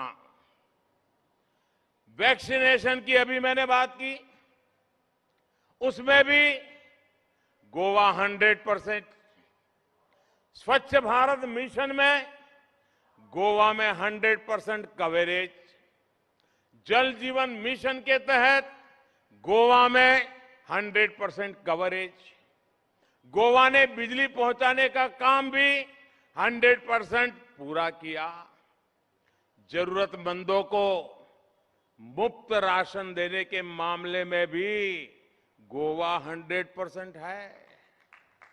इसी तरह गोवा अब 100% रिन्यूएबल एनर्जी प्लांट पर भी काम कर रही है। बहुत बड़ा काम है। दुनिया को जब पता चलेगा कि गोवा 100% रिन्यूएबल एनर्जी की तरफ गया है, विश्व के लिए अजूबा होगा और गोवा की चर्चा दुनिया के हर कोने में होगी। ये काम प्रमोद जी कर रहे हैं। ये परिणाम है डबल इंजन सरकार में गोवा के लोगों के बीच 100% सहयोग का। ये मिलकर किए गए प्रयासों का परिणाम है। मैं यहां के नागरिकों का भी अभिनंदन करता हूं कि आपने कोरोना जैसे ऐसे विपरीत कालखंड में भी प्रमोद जी के नेतृत्व में जो योजनाएं बनी उसको सफल करने में पूरा सहयोग दिया, भागीदारी की। आप सब भी अभिनंदन के अधिकारी हैं। साथियों, जरा आप सोचिए, मैं आज देशवासियों को भी कहता हूं, ये 100% की बात जो है ना, जरा देश के लोग भी सोचे और अपने को बड़े बुद्धिमान कहने वाले और आटे पाटे की राजनीतिक भाषा बोलने वाले लोग, भेदभाव की चर्चा करने वाले लोग, जरा प्रमोद जी ने जो प्राप्त किया है, गोवा ने जो प्राप्त किया है, उसको जरा समझिए। किसी योजना के 100% लाभार्थियों तक पहुंचना, ये केवल कोई सरकारी आंकड़ा नहीं होता है। ये 100% पहुंचने का मतलब होता है ये भाजपा के सिद्धांतों का, उसकी कार्यशैली का एक जीता जागता उदाहरण है। 100% लाभार्थियों तक पहुंचने का मतलब होता है किसी से भेदभाव की सारी गुंजाइश को खत्म करना। 100% का मतलब यही होता है। 100% लाभार्थियों तक पहुंचने का मतलब होता है तुष्टीकरण की सारी संभावनाओं को खत्म करना।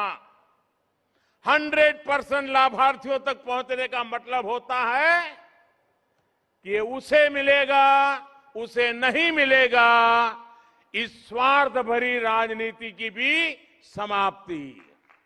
100% लाभार्थियों तक पहुंचने का मतलब होता है समाज की आखिरी पंक्ति में खड़े आखिरी व्यक्ति तक पहुंचने का लक्ष्य। 100% लाभार्थियों तक पहुंचने का मतलब होता है कि धर्म, जाति के आधार पर योजनाओं को बांटने की संभावना ही खत्म हो जाती है।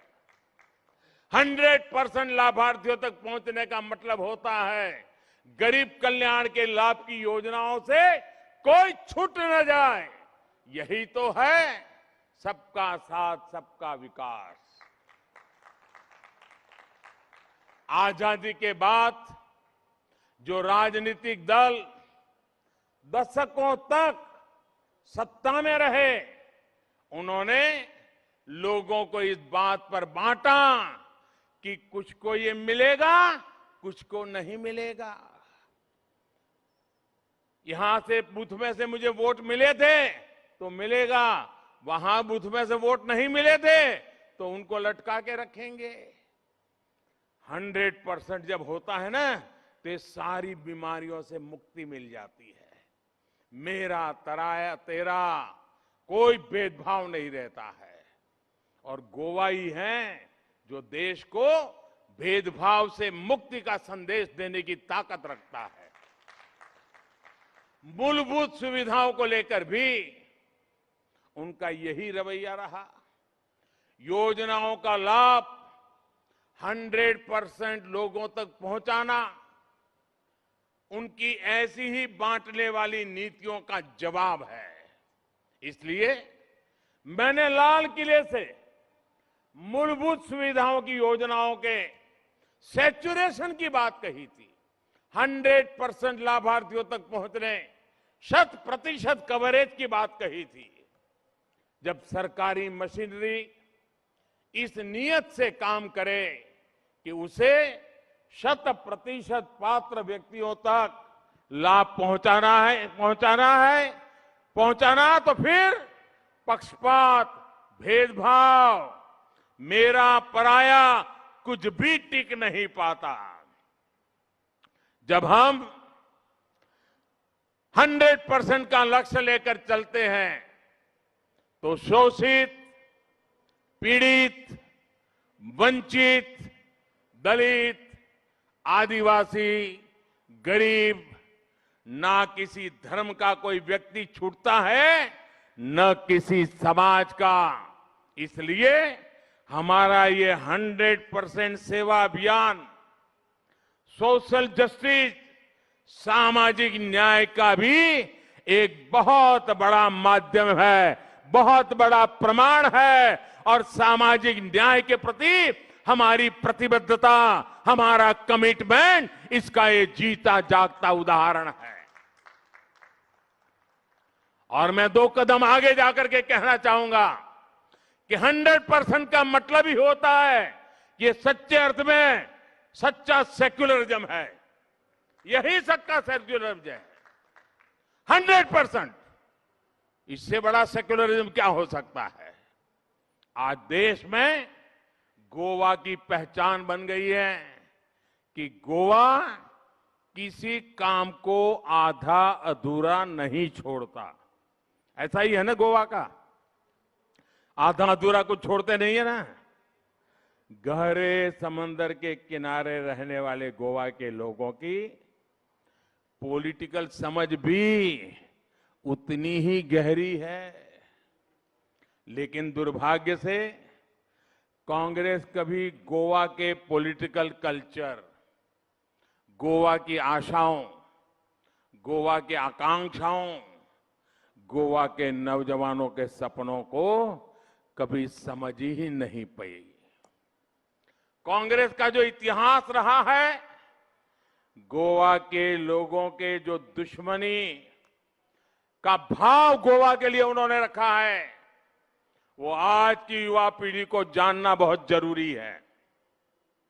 साथियों, बहुत सी बातें हैं जो इतिहास में दबोच करके रख दी गई है, दबा दी गई है। सत्य आप तक पहुंचे नहीं, इसके लिए बहुत खेल खेले गए हैं। 5-5, 6-6 दशक से ये हुआ है। आपको देखा होगा, अभी 2-3 दिन पहले मैंने संसद में, पार्लियामेंट में गोवा का जिक्र किया था। कैसे कांग्रेस ने गोवा मुक्ति संग्राम को तबाह करने का काम किया था। मैंने इसके बारे में पूरे देश को सच्चाइयां बताई थी। बहुत से लोग इस बारे में जानते ही नहीं है कि गोवा भारत की आजादी के भी 1.5 दशक बाद आजाद हुआ था। 15 साल ज्यादा गुलाम रहने के लिए मजबूर किया गया था। भारत के पास फौज थी, सेना थी, हमारी मजबूत नेवी थी। कुछ घंटे में जो काम हो सकता था, वो कांग्रेस ने 15 साल तक नहीं किया। गोवा के लोग अपनी मुक्ति के लिए संघर्ष करते रहे, सत्याग्रही गोलियां खाते रहे, अत्याचार सहते रहे, लेकिन कांग्रेस की सरकार ने उनकी मदद नहीं की। देश के पहले प्रधानमंत्री पंडित नेहरू जी ने लाल किले से कह दिया था, और आज आप उनका भाषण यूट्यूब पर जाकर के सुन सकते हैं। लाल किले से कह दिया था कि गोवा की मुक्ति के लिए संघर्ष कर रहे सत्याग्रहों की मदद के लिए वो फौज नहीं भेजेंगे। मतलब तुम जानो तुम्हारा काम जाने, मरना है तो मरो, जीना है तो जीनो, ये तरीका। गोवा को लेकर कांग्रेस की यही सोच पहले भी थी और आज भी है। यही कांग्रेस आज आपसे वोट मांग रही है। कांग्रेस हमेशा राज्य को अस्थिरता के रास्ते पर धकेलती आई है। कांग्रेस का जब मन चाहा यहां की सरकारों को अस्थिर कर दिया। इसलिए आज एक तरफ विकासवादी भाजपा है तो दूसरी तरफ अस्थिरतावादी कांग्रेस है। आज एक तरफ प्रमोद सावंत जैसे युवा और ईमानदार नेता है, और जो खुद को मुख्यमंत्री नहीं कहते, वो हमेशा कहते हैं मैं तो मुख्य मित्र हूं। अपने आप को मुख्यमंत्री नहीं, मुख्य मित्र के रूप में ही वो पहचान कराते हैं और उस प्रकार का जीवन भी जीते हैं। दूसरी ओर वो चेहरे हैं जिनका भ्रष्टाचार का पुराना ट्रैक रिकॉर्ड गोवा का बच्चा बच्चा जानता है। इसलिए गोवा की चॉइस बिल्कुल साफ है। गोवा भाजपा के साथ है। साथियों, गोवा के लोग इन दिनों कुछ नए चेहरों को भी देखकर हैरान है। वो देख रहे हैं कि कुछ राजनीतिक दल गोवा को अपनी व्यक्तिगत और सियासी महत्वाकांक्षाओं का लॉन्च पैड मान रहे हैं। ऐसे दलों को गोवा के लोगों की भावनाओं का अता पता ही नहीं है। गोवा के लोग ऐसी सरकार चाहते हैं जो गोवा वासियों के लिए, गोवांकर के लिए जीने वाली, जूझने वाली, काम करने वाली सरकार हो। ऐसी सरकार जो लोगों का इस्तेमाल अपने स्वार्थों को पूरा करने के लिए करे, वो गोवा के लोग कभी भी उसे स्वीकार नहीं करते हैं।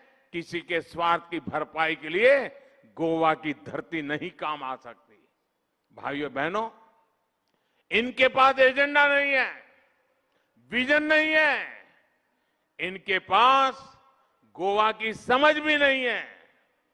यहां आ तो गए, लेकिन इन दलों को समझ नहीं आ रहा है कि वो घोषणा क्या करे। इसलिए भाजपा के ही कामों को वायदों के नाम पर दोहराया जा रहा है। गोवा के लोग भी इनकी सच्चाई जान चुके हैं। गोवा के लोगों ने इन दलों से स्पष्ट कह दिया है कि आपकी हिंसा, आपके दंगे, आपकी गुंडागर्दी अपने तक रखिए। गोवा को शांति से प्रगति के रास्ते पर चलने दीजिए। साथियों, आखिर में एक और महत्वपूर्ण बात मैं कहना चाहता हूं। पिछले कुछ सालों में हमने देश में सरकार चलाने के कई मॉडल देखे हैं। हमने कांग्रेस की कार्य संस्कृति भी देखी है। हमने कम्युनिस्टों का खेल भी देखा है, हमने वंशवादी पार्टियां भी देखी है, हमने परिवारवादी पार्टियां भी देखी है, हमने जाति और समुदाय विशेष की पार्टियां भी देखी हैं, हमने व्यक्तिवादी पार्टियां भी अब देख रहे हैं और हमने बीजेपी को भी देखा है, बीजेपी को परखा है। भाजपा की सबसे बड़ी ताकत भारतीय जनता पार्टी के कार्यकर्ता है। देश का कल्याण, देशवासियों का कल्याण भाजपा के मूल आदर्श है। हमारे लिए सत्ता व्यक्तिगत लाभ के लिए नहीं है, बल्कि यह सेवा का एक अवसर है। भाजपा को दिया गया हर वोट विकास को दिया गया वोट है। भाजपा को दिया गया हर वोट स्थिर सरकार के लिए, स्थिर गोवा के लिए दिया गया वोट है। प्रगतिशील गोवा के लिए दिया गया वोट है। गोवा के सपनों को पूरा करने के लिए दिया गया वोट है। और जब आप विकास के लिए वोट देंगे तो आपके हर एक वोट से गोवा समृद्ध बनेगा, गोवा गोल्डन गोवा बनेगा। मेरा भाजपा के कार्यकर्ताओं से विशेष आग्रह है, आप लगातार कड़ी मेहनत करना जारी रखें। मैं जानता हूं कि आप लोग मेहनत करने में कोई कोर कसर नहीं छोड़ रहे हैं। आप कार्यकर्ताओं से ही मुझे भी प्रेरणा मिलती है। मैं आप सबको यह विश्वास दिलाता हूं कि आपकी यह मेहनत व्यर्थ नहीं जाएगी और गोवा जल्द ही जल्द गोल्डन गोवा बन के रहेगा। गोयचे फुडार तुमच्या हातात सुरक्षित रावतलो। भाजपाचेर तुम्ही विश्वास दवरला, असोच विश्वास याफुटे दवरतले आणि 14 फेब्रुवारीक तुमचे मोलादीक मत परतून भाजपाकूच दितले असो विश्वास हांव बाळगिता। देव बरे करे। बहुत बहुत धन्यवाद।